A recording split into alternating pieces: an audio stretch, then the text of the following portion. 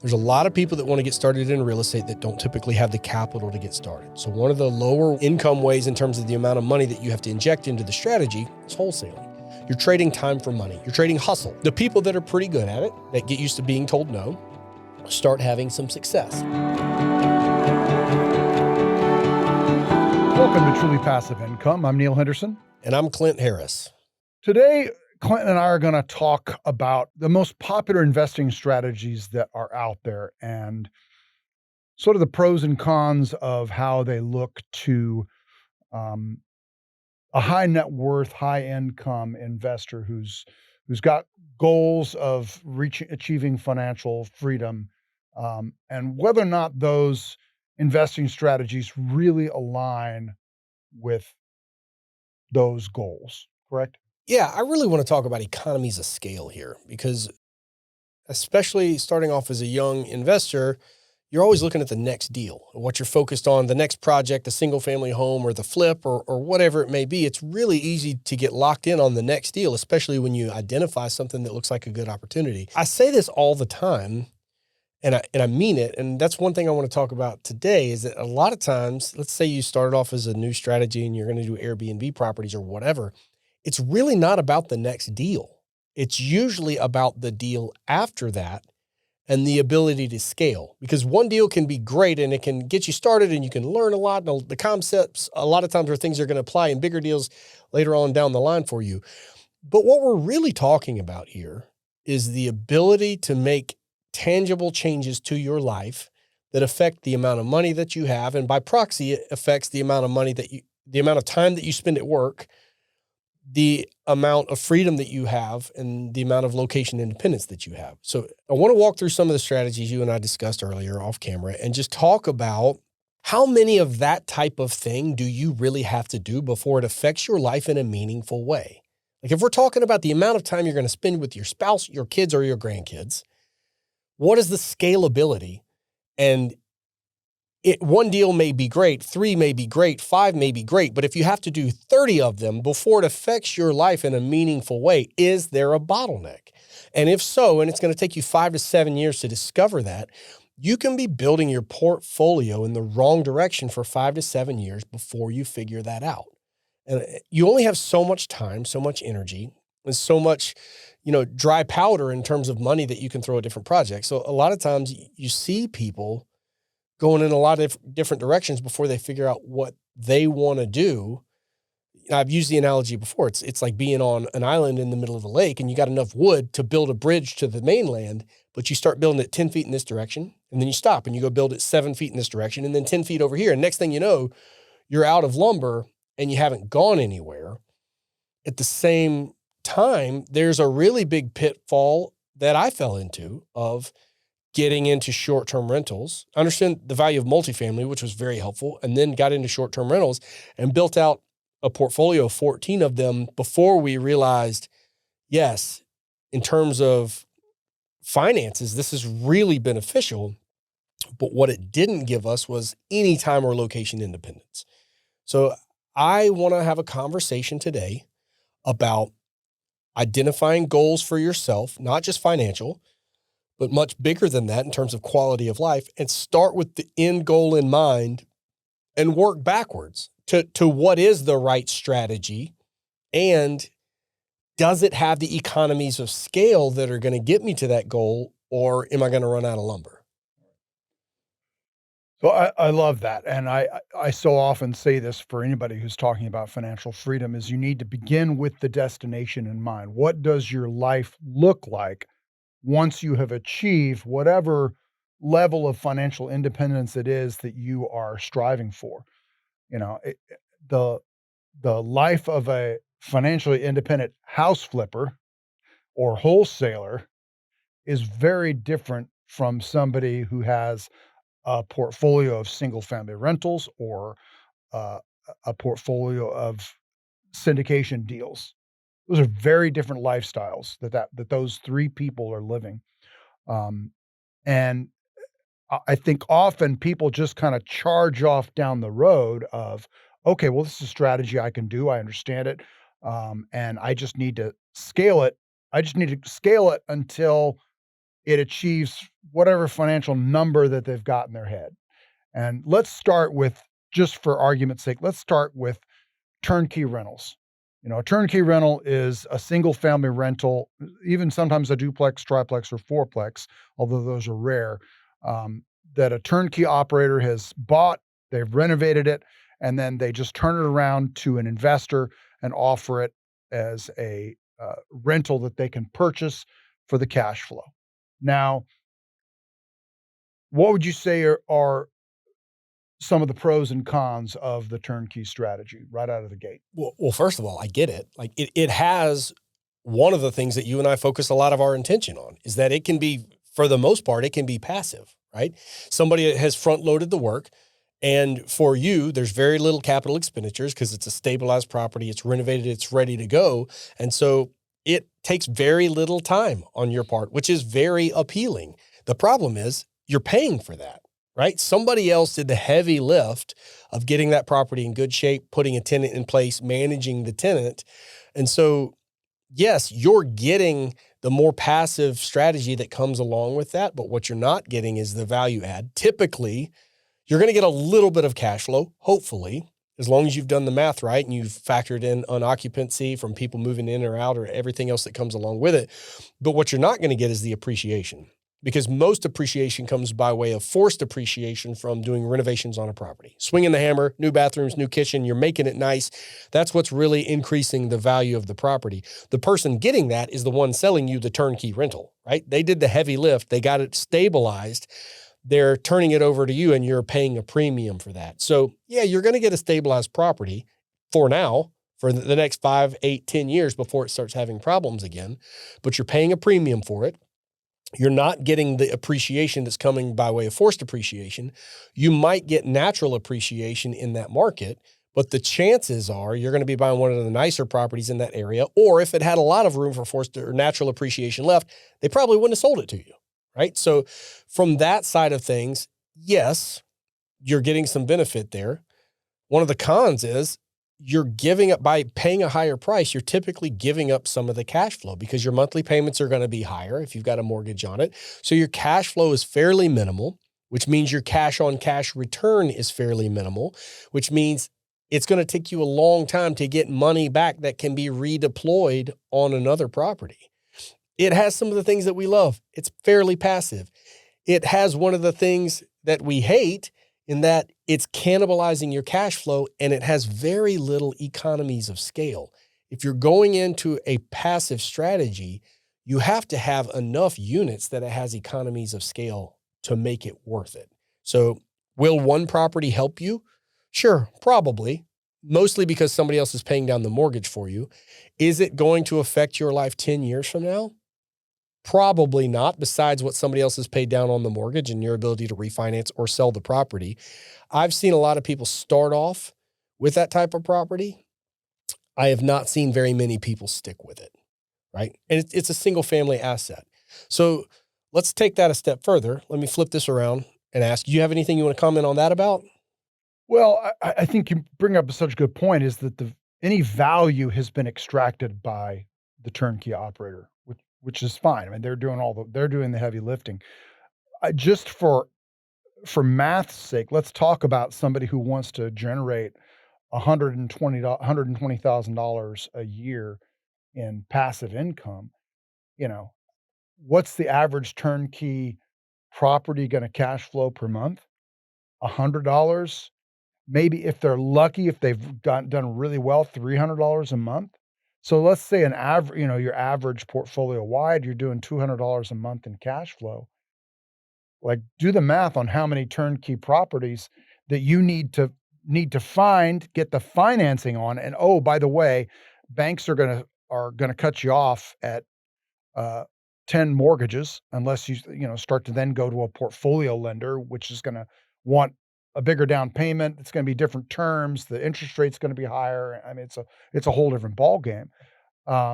So really, the point you brought up is it doesn't scale. In terms of economies of scale, throwing taxes out of it, let's say you're making $200 a month per property. That's $2,400 a year. In order for you to walk home with $120,000 a year, that's 50 properties. And because the cash on cash return is so low, you're never going to get there. So the first 1, 2, 3, 4, 5 properties might be great, but by the time you get to 5, it's probably taken you a couple years and you're making $1,000 a month. That is not going to change your life in a meaningful way, except for maybe helping you take one extra nice vacation per year.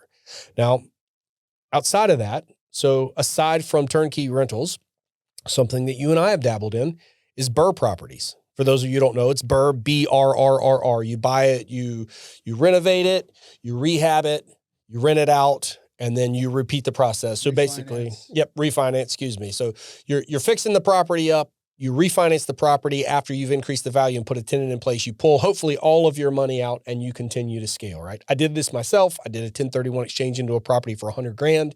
I put 17 into it and appraised for 143. I pulled out 108. I had to leave 9,000 left in the property.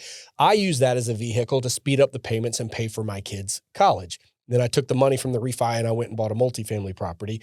So it can be a tool that you use. But if you're living in that BRRRR space, in that single family space, you're cannibalizing your cash flow to pull the money back out. Now, the good news is because you're pulling the money back out, you can scale significantly faster than trying to save that money to reinvest it again.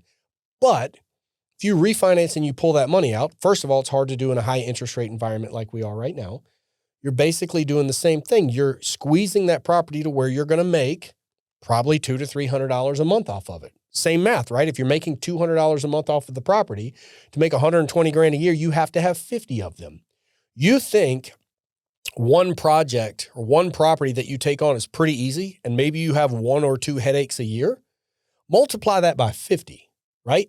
10 of them is a pain. 20 of them, 30 of them, 40 of them. It's a huge pain. And now you're talking about like how much time and location independence have you given up to try to make an extra little bit of money? Hopefully you've got a property manager doing it for you. If you don't, okay, well now you're a property manager. You could have just gone and got a job for 60 or 80 grand as a property manager with somebody else. The idea is hopefully your time is worth more than that. Yes, you can get economies of scale by scaling faster, but as long as you have equal numbers of rental units as you have mortgages, you are not going to get ahead. You're going to hit a wall to where finally one day you're going to say, you know what? I've got 17 of these. I got 23 of these. I got 31 of these. And it's a pain.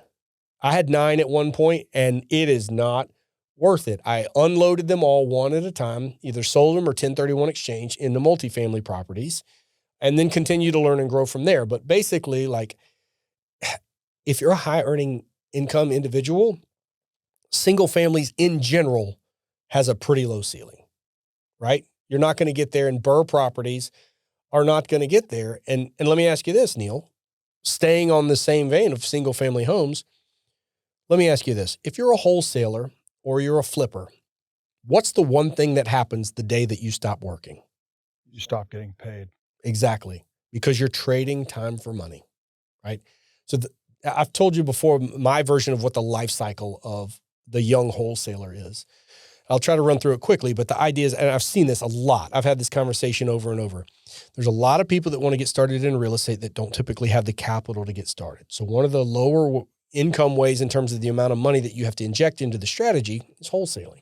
You're trading time for money. You're trading hustle, right? We buy ugly houses. You're putting signs up, radio ads, Facebook, whatever it may be. You're cold calling. You're driving for dollars. You're doing all the things, right? The people that are pretty good at it, that get used to being told no, start having some success. And you get something under contract for 80 grand, and then you flip the paper and you sell it for 90 grand. And at closing, you never close on it, but you get a check for $10,000. That's a big deal when you're in your 20s and you're just getting started. That's great. Right? And people will wholesale land or single family properties or whatever. Eventually, that person, a lot of times they're selling it to flippers, and they start looking at, man, I'm selling this to a flipper for 90 grand. They're putting 20 into it and they're selling it for 140 and making $30,000 after holding costs. That seems like a pretty good deal. I should do that. And so they do. They flip a couple properties. So they're wholesaling some, they're keeping some for themselves, and they're flipping. And they have some success. They probably get a first couple wrong, but they get a couple right and they start making good money. And they're rolling until they realize, wow, the day I stop working is the day I stop getting paid. And so Then they say, oh, you know what? I need to start keeping some of these properties as rentals so I have quote unquote passive income, right? And so they do. They're getting them at a really low cost basis. That's the beauty of wholesaling, is a lot of times you control the deal flow. So you get these properties, you renovate them, you're renting them out, and then eventually you got some rental income coming in, but then you start seeing the money coming across from multifamily properties, and you realize, you look, it's maybe it's 8 units, but it's got one roof. It's got one exterior, and you have so much more stability when one or two of the tenants move out versus when one of the tenants moves out of your single family home. So eventually those people start to get into multifamily properties, and hopefully larger multifamily properties, and getting usually farther in their career, they start getting away from wholesaling, getting away from flipping, and getting more into those properties. Eventually, and then they go one of two directions. They'll start, when they're selling houses, some of them will go get their real estate license because they know they can save on commissions. A lot of them go the other direction because if they get their real estate license, they have to start following rules, right? So a lot of them go the other direction and start getting more into the multifamily side of things. Eventually, if you fast forward that investor's life, 12, 15, 20 years, usually eventually their time becomes worth more than money. And they start taking the capital that they are making out of their wholesaling, their flipping business, or selling houses, or from their multifamily, and they start investing it into larger projects and doing mobile home parks, syndication, large multifamily deals where they can pool their money together with other people. They get maybe a little bit less of a return than if they were doing it on their own, but they don't have to spend any time or effort on it because somebody else is doing it as a full-time job. Or they start hard money lending and note lending. Same thing. They're giving the money to somebody else. They get paid, but the other person is doing all the work. Eventually, for that investor, their time becomes worth more than the money. They're willing to take a little bit of a less return in order to continue and scale, because their ability to scale is only limited by the amount of capital that they have to invest in deals, and not limited by the amount of time that they have to invest in deals. I'll tell you this, anybody listening, you may not want to hear it. The older you get, the less time you're going to have for things like this. Kids, life, hopefully vacations, and time spent with your spouse or whatever you want to focus on. The older you get, you're going to have less time in your day-to-day life. And unfortunately, we're all going to have less time in terms of our longevity and our health span. The time becomes worth more to you. The sooner you know that, and you can shift your investment strategy to focus on time, I think the faster you'll get to where you want to be. And that's one of the reasons we're having this conversation, is to not necessarily point you to the strategy that does work for you, to help you see some of the pitfalls of some of the strategies that are not going to scale to help you get to the time goals that you may not even know that you have for your life yet. Well, I remember when I was a young baby real estate investor back in Las Vegas 7 or so years ago. I'm sitting there in Las Vegas and I'm searching for a strategy that's going to work for me, a guy that's working a full-time job, has got a new 2-year-old son at home. And in the Vegas market, really, at the time, the Vegas market was really all about house flipping. And it still is, really. I mean, house flipping and maybe large multifamily. And at the time, I couldn't afford to buy a large multifamily. Well, house flipping is a full-time job. Like anybody who's somebody who's just somebody who's just good at hiring crews to do all the work. I was never intending to swing a hammer, but you still, even if you're not swinging the hammer, you have to have your thumb on those crews. Otherwise, they're gonna rob you blind, whether intentionally or just through negligence. Um, and so it was not I very quickly threw out house flipping, as a possible strategy for me as a professional who had a W-2 income and was looking to create income another way. Um, but I think we've seen, somebody we know, a guy named Jason Velli. Is it Velli? Veely? Veely. Sorry, Jason. Jason started off as a house flipper. He still is house flipping, but he's grown to the point where what he's doing, rather than just spending all the extra money he's making, he's rolling that money over into medium-sized multifamily properties that he owns, that produce cash flow for him. And I think that's really where you always have to kinda have your eye on, and you bring us such a good point, which is eventually your time becomes worth more than the money, and you're going to be willing to give up some of the return because when you're actively investing in real estate, you can get amazing returns. I mean, like conservatively, a 50% cash on cash. That's very active. Whereas once you start needing to be more passive, that return starts to drop. I mean, that's true with almost any kind of investing. And so what you start to learn is that, well, look, I, I can't produce more time, but what I can produce is more money. But that takes me taking the money that I've made and investing with other people who have the time and experience. And you can and that is how you scale, is eventually you have to start taking that capital and investing it with more people. And thereby it's basically people who have more time. You bring up a good point too, is that not all the time within the market's not always going to give you the strategy that you choose. Like sometimes your job is to listen to the market. Like this might be, 2010 to 2013 was an unbelievable time to pick up really, really cheap properties that could be BRRRR properties, or to pick up, flip properties in different markets throughout the years. You have to listen to what the market is giving you. And if you're married to a strategy, if you're married to house flipping, but you're in Wilmington, North Carolina, which is a wildly popular place to move to right now, it's really, really hard to find properties that have the margins on them to flip because it's still a very competitive market and people want to be here. So if you're married to a strategy, sometimes that means you have to move markets, or you have to wait out, a hot market or a cold market or a timeline, or move to someplace else. So if you're married to one thing and one strategy and you're a one-trick pony, it doesn't always work that way. Your margins are going to get squeezed. So that's the benefit of hopefully investing with someone else. As a passive investment strategy, you can invest with different operators that have different levels of insulation. Either they are general contractors, so they can do builds themselves and control costs through being vertically integrated, or you can change strategies and invest with a house flipper, or invest with mobile home syndicator or RV parks, or whatever it is, and kind of listen to the market a little bit more, and just have a little bit more adaptability than being married to one thing that's your thing.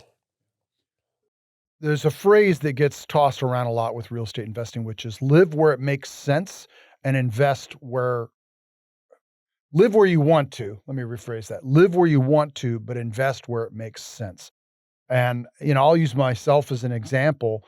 I did the BRRRR strategy and with some long-term rentals in Fayetteville, North Carolina. I lived thousands of miles away from Fayetteville, North Carolina. I lucked into a team that was already operating in that area. It was a team of deal finders, wholesalers. It was a team of contractors, and it was a team of property managers.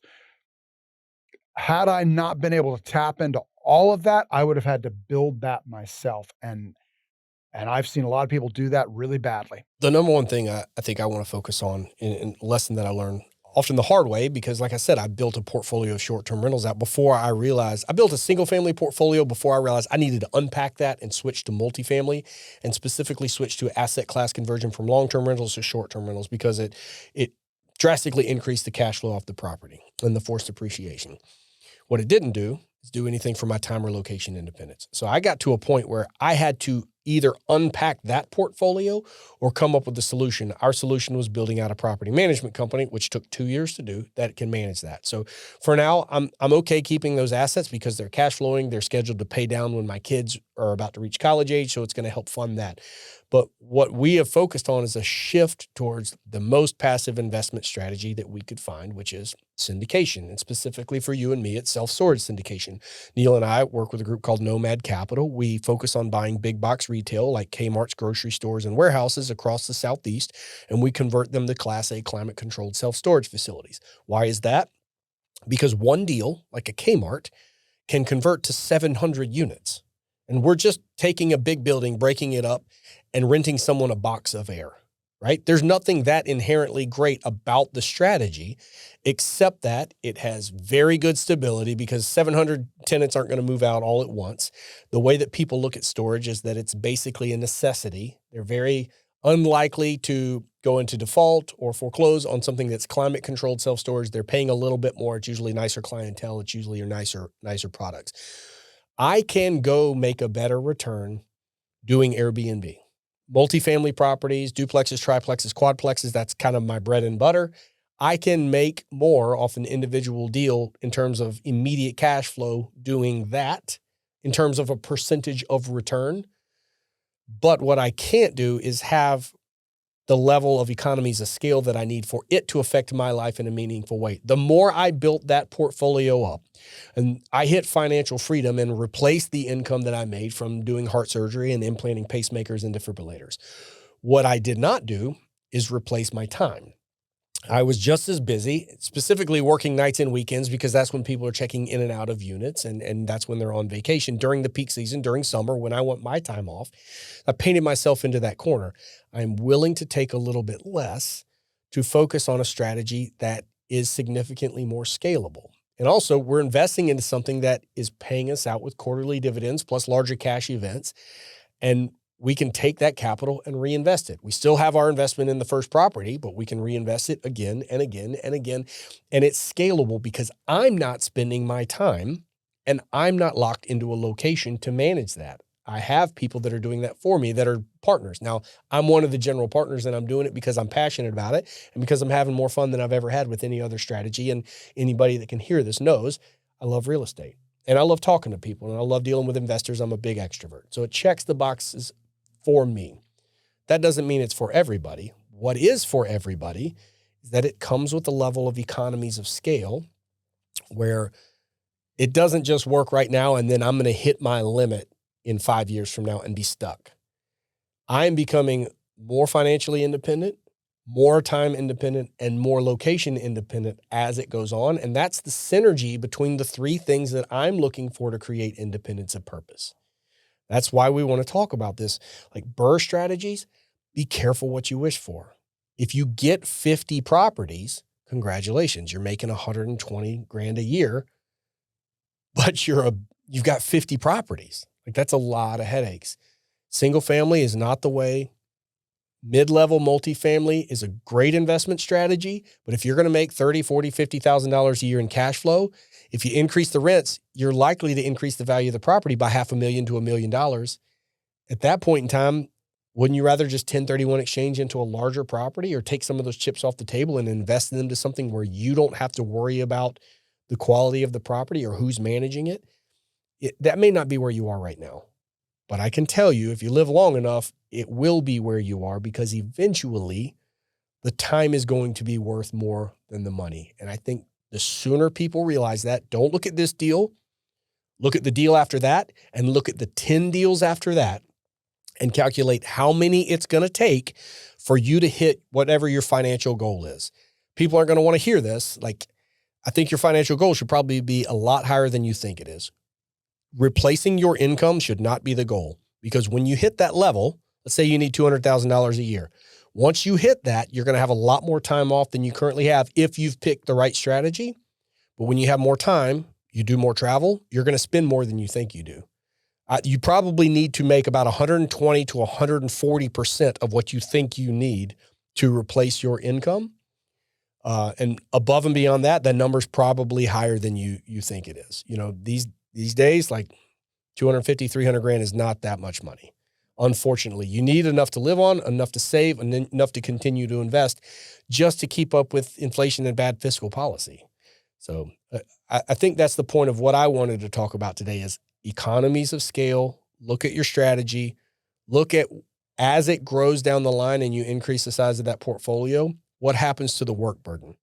Because it's going to go up and it's usually not linear. Usually the more properties you have, the higher that burden and it continues to go up. And just be careful about painting yourself into a corner instead of looking at the long-term strategy of what your time, financial, and location independence needs to look like for you to be happy and work backwards from there. Even if it means a little bit less of a return, but it has a higher ceiling in terms of scalability, it's probably a better pathway. Well, at the end of the day, you can't clone yourself. The closest you can come to it is by taking your money which when we refer to this as life energy a lot, and putting that life energy with somebody else. And that's the closest you can come to being able to clone yourself. And when you do it with this syndication, one of the things I like about it is, one, you're not having to sign on the debt. It is a big financial commitment. Usually most syndicators, it's going to be probably a minimum of $25,000 to start. More often than not, it's $50,000. But that syndicator is probably going to pay you a preferred return, anywhere from 6 to 8% annually. And so you'll be getting that cash flow, but then you also still have that equity. And if it's a smart, if it's a smart syndicator, smart sponsor, they've probably bought a deal that has some value add potential. So they're forcing that appreciation. You're getting the same tax benefits as owning any other piece of real estate, and you're getting that debt pay down. But here's the one thing: you have to do no work at all, other than vetting the sponsor, maybe vetting the deal as best you can, and wiring your funds in, and then just keeping up with communications. Yeah, I think that's it. In the long run, in terms of where we are today, you and I both feel grateful to have found the strategy. It's a strategy that works well for us, and it's not for everybody. If you love flipping houses, keep doing it.